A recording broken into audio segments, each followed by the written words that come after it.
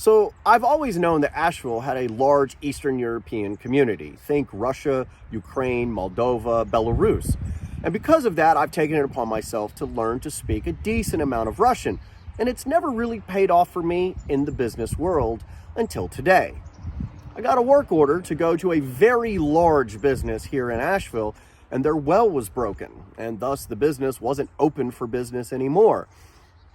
And whenever I got there, I walked in the door, and I was taken back a little bit because the person greeted me with "Здравствуйте."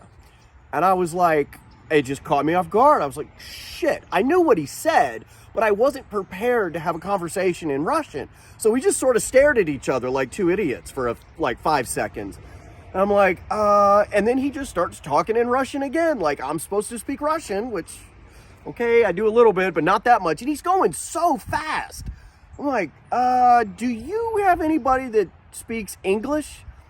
And he's like, "Нет," and just stares at me, you know, in kind of that Russian stare, like, of course not. This is a Russian business. So after we get done staring at each other for the second time, he goes looking for somebody that speaks English. He's not happy about it, okay? 3, 4, 5 people come in, none of them speak English. Finally, this guy walks in. He looks like a boss. And he speaks English, and he says, "Hello, how can I help you?" And I'm like, "I'm here to fix the well." At which point, he looks over to the guy at the front desk, and in Russian says, "What? You couldn't find a Russian to fix the well?" At which point, the guy at the front desk kind of hangs his head and, you know, goes back to doing his whole thing.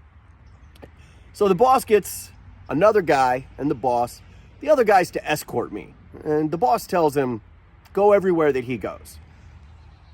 Okay, but what do you think I'm going to do? Steal the toilet paper? I mean, but hey, if you want to have me escorted in your business, that's your choice. So we go to where the well is at and the pressure system. And as I'm working on it, the boss is staring over one shoulder, the other guy's staring over the other shoulder, and everything I'm doing is under a microscope, okay? They're both looking at it. I kind of feel judged a little bit, you know? In any event, I disassemble everything, start looking at it, and I figure out it's just a minor adjustment of the pressure switch. Take a screwdriver, make the adjustment, and whoosh, the water comes back on. At which point, the boss Gibbs smacks the other guy upside the head, starts talking about, "What, you couldn't do this?" Made me a little uncomfortable. I smiled on the inside a little bit, though.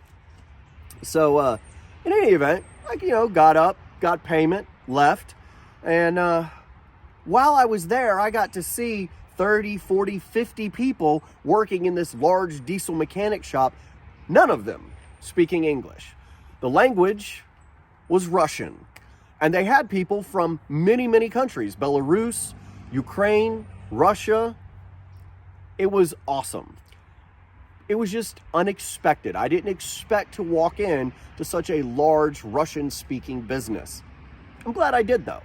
Guys, I really hope you enjoyed the video. The best way to support the channel is head over to the merch store and buy a Septic Happens t-shirt or some BioOne for your septic tank.